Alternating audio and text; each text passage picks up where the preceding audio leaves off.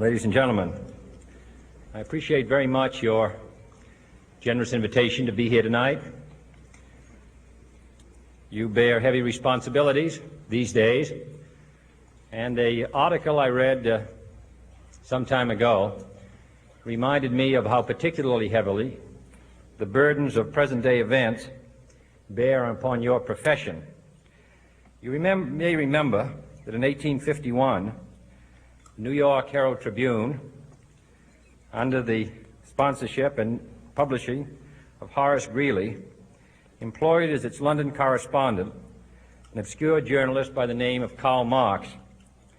We are told that foreign correspondent Marx, stone broke, and with a family ill and undernourished, constantly appealed to Greeley and managing editor Charles Dana for an increase in his munificent salary of $5 per installment, a salary which he and Engels ungratefully labeled as the lousiest petty bourgeois cheating.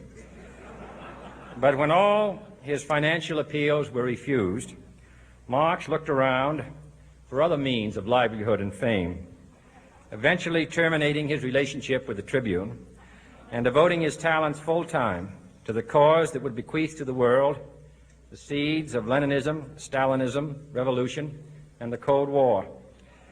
If only this capitalistic New York newspaper had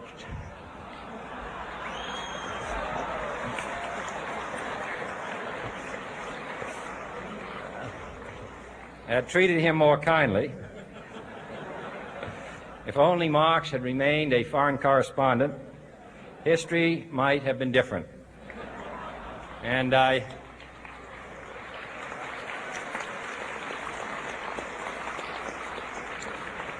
I hope all publishers will bear this lesson in mind the next time they receive a poverty-stricken appeal from a small increase in the expense account from an obscure newspaper man.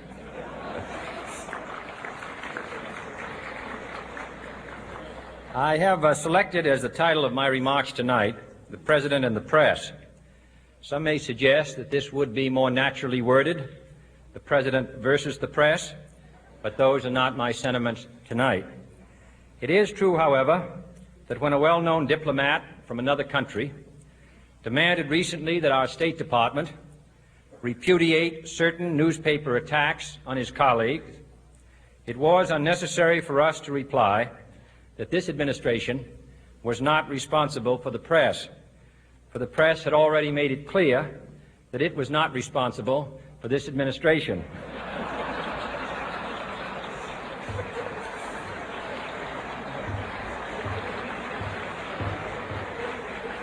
Nevertheless, my purpose here tonight is not to deliver the usual assault on the so-called one-party press. On the contrary, in recent months, I have rarely heard any complaints about political bias in the press, except from a few Republicans. Nor is it my purpose tonight to discuss or defend the televising of presidential press conferences.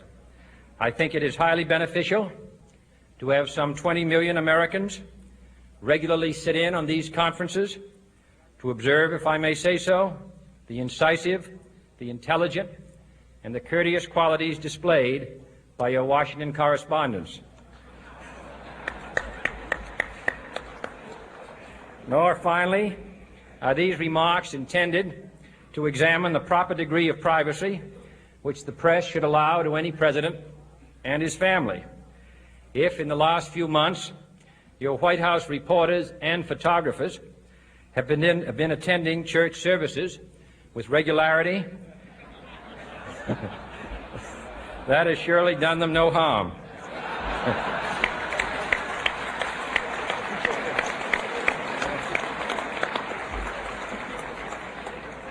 On the other hand, I realize that your staff and wire service photographers may be complaining that they do not enjoy the same green privileges, the local golf courses, which they once did.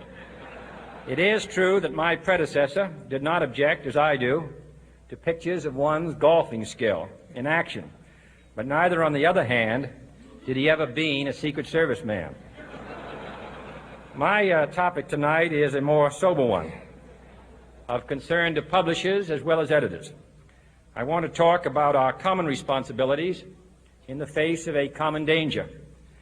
The events of recent weeks may have helped to illuminate that challenge for some, but the dimensions of its threat have loomed large on the horizon for many years. Whatever our hopes may be for the future, for reducing this threat or living with it, there is no escaping either the gravity or the totality of its challenge to our survival and to our security, a challenge that confronts us in unaccustomed ways in every sphere of human activity. This deadly challenge imposes upon our society two requirements of direct concern, both to the press and to the President. Two requirements that may seem almost contradictory in tone, but which must be reconciled and fulfilled if we are to meet this national peril. I refer first to the need for far greater public information, and second, to the need for far greater official secrecy. The very word secrecy is repugnant in a free and open society, and we are, as a people, inherently and historically opposed to secret societies, to secret oaths, and to secret proceedings. We decided long ago that the dangers of excessive and unwarranted concealment of pertinent facts far outweighed the dangers which are cited to justify it. Even today, there is little value in opposing the threat of a closed society by imitating its arbitrary restrictions. Even today, there is little value in ensuring the survival of our nation if our traditions do not survive with it. And there is very grave danger that an announced need for increased security will be seized upon by those anxious to expand its meaning to the very limits of official censorship and concealment. That I do not intend to permit to the extent that it's in my control. And no official of my administration, whether his rank is high or low, civilian or military, should interpret my words here tonight as an excuse to censor the news, to stifle dissent, to cover up our mistakes, or to withhold from the press and the public the facts they deserve to know. But I do ask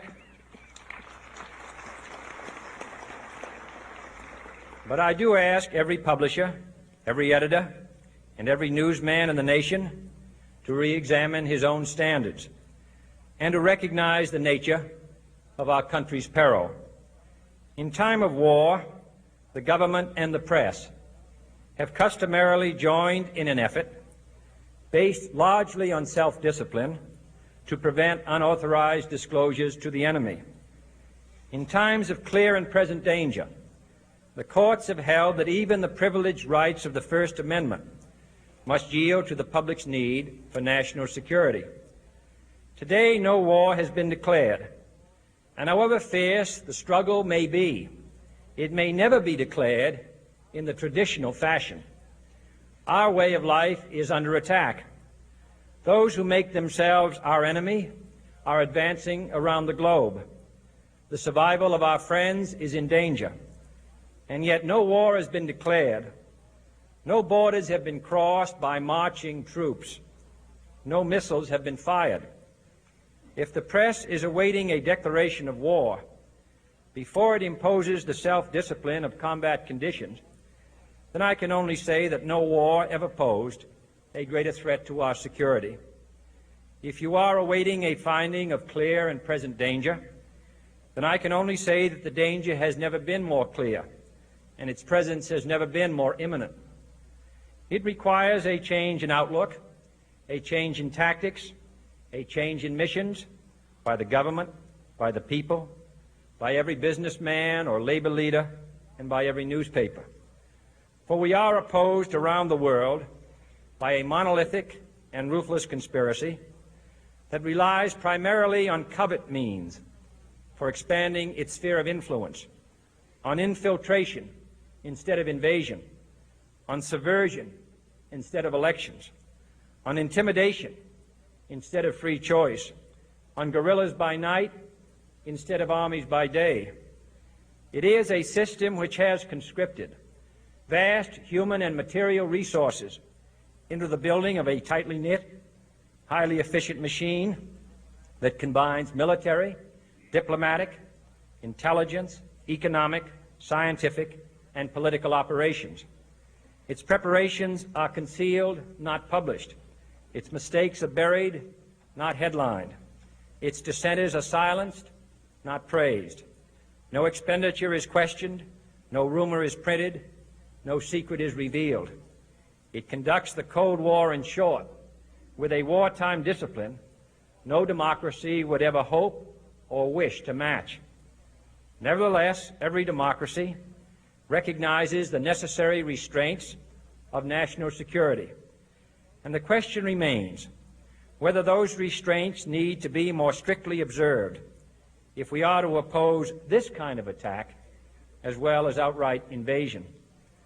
For the facts of the matter are that this nation's foes have openly boasted of acquiring through our newspapers information they would otherwise hire agents to acquire through theft, bribery, or espionage, that details of this nation's covert preparations to counter the enemy's covert operations have been available to every newspaper reader, friend and foe alike, that the size, the strength, the location, and the nature of our forces and weapons, and our plans and strategy for their use have all been pinpointed in the press and other news media to a degree sufficient to satisfy any foreign power, and that in at least one case, the publication of details concerning a secret mechanism whereby satellites were followed required its alteration at the expense of considerable time and money. The newspapers which printed these stories were loyal, patriotic, responsible, and well-meaning. Had we been engaged in open warfare, they undoubtedly would not have published such items. But in the absence of open warfare, they recognized only the tests of journalism and not the tests of national security. And my question tonight is whether additional tests should not now be adopted. That question is for you alone to answer. No public official should answer it for you. No governmental plan should impose its restraints against your will. But I would be failing in my duty to the nation in considering all of the responsibilities that we now bear and all of the means at hand to meet those responsibilities if I did not commend this problem to your attention and urge its thoughtful consideration. On many earlier occasions I have said, and your newspapers have constantly said, that these are times that appeal to every citizen's sense of sacrifice and self-discipline. They call out to every citizen to weigh his rights and comforts against his obligations to the common good. I cannot now believe that those citizens who serve in the newspaper business consider themselves exempt from that appeal.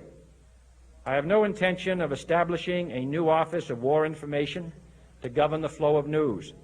I am not suggesting any new forms of censorship or new types of security classifications.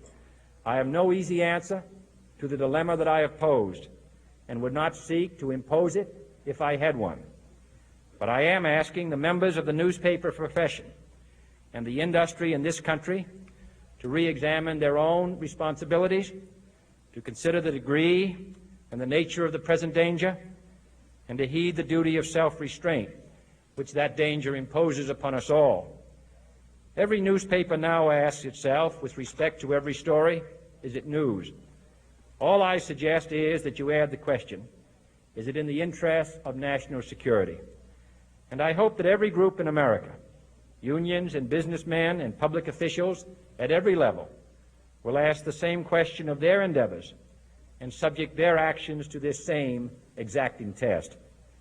And should the press of America consider and recommend the voluntary assumption of specific new steps or machinery, I can assure you that we will cooperate wholeheartedly with those recommendations. Perhaps there will be no recommendations. Perhaps there is no answer to the dilemma faced by a free and open society in a cold and secret war. In times of peace, any discussion of this subject and any action that results are both painful and without precedent. But this is a time of peace and peril, which knows no precedent in history. It is the unprecedented nature of this challenge that also gives rise to your second obligation, an obligation which I share, and that is our obligation to inform and alert the American people, to make certain that they possess all the facts that they need and understand them as well, the perils, the prospects, the purposes of our program, and the choices that we face.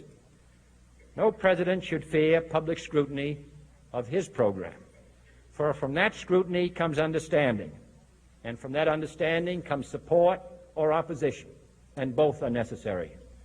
I am not asking your newspapers to support an administration, but I am asking your help in the tremendous task of informing and alerting the American people. For I have complete confidence